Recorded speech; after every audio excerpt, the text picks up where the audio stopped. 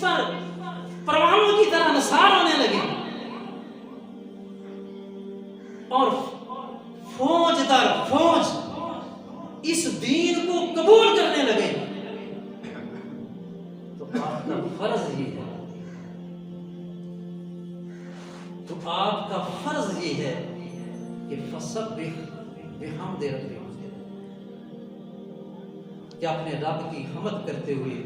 اس کی پاکی بیان کریں۔ ہم کون ہوتے ہیں؟ یہ امام الانبیاء صلی اللہ علیہ وسلم کو اللہ تبارک و تعالیٰ ارشاد فرما رہا ہے کہ جب کوئی کامیابی نصیب ہو تو آپ کا یہ شعار ہونا چاہیے، یہ ہمارے سبق کے لیے، ہماری تعلیم کے لیے، ہم کون ہیں؟ جب اللہ تبارک و تعالیٰ اپنے محبوب سے یہ ارشاد فرما رہا ہے کہ جب کوئی اللہ نعمت دے، آپ کامیاب ہوں، کامران ہوں، تو کیا کریں؟ فسبح بحمد ربک واستغفرہ، کہ اپنے رب کا ذکر کرو، اپنے رب کی تسبیح کرو، شکر ادا کرو، واستغفرہ، اور اس سے بخشش مانگو۔ فتح مکہ کے بعد 10 ہجری میں 9-10 ہجری میں جزیرہ عرب میں دور و نزدیک کے قبائل جو بھی آباد تھے، جتنے بھی قبیلے تھے آگے پیچھے، وہ حضور علیہ السلام کی بارگاہ میں حاضر ہونے لگے اور آپ کے دست حق پرست پر بیعت کرنے لگے، اسلام قبول کرنے لگے۔ تو پیارے آقا علیہ السلام اس کثرت سے لوگوں کے اسلام قبول کرنے پر اللہ تبارک و تعالیٰ کی حمد بیان کرتے، اس کی تسبیح کثرت سے کمایا کرتے۔ تو ہمارے لیے بھی یہ سبق ہے، اس میں یہ تعلیم ہے، ہم بھی ایسا ہی کیا ہے۔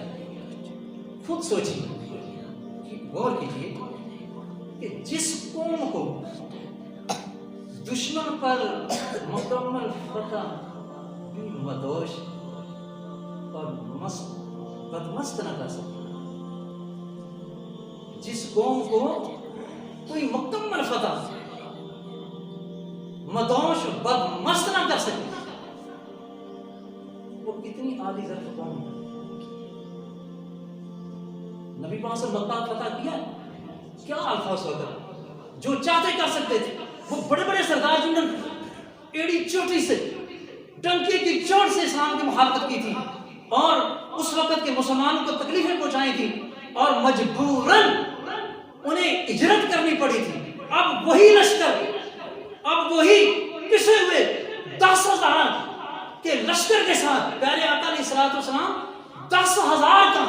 لشکر جہار لے کر مکہ کی جانب بڑھے اور بغیر لڑائی کا فتح ہو گیا۔ تمام سرداران قریش جنہوں نے مخالفت کی تھی، بڑی بڑی تکلیفیں پہنچائی تھی، وہ کام رہے، اعلان عام کر دیا گیا، جو ابو سفیان کے گھر بنا لے اس کو معافی، جو ہتھیار نہیں اٹھاتا اس کو معافی، جو ہتھیار اٹھائے گا صرف اسی کے ساتھ لڑائی ہوگی، جھگڑا ہوگا، کوئی قتل عام نہیں ہوا۔ کوئی دنیا دار کا فاتحین ہوتا تو وہ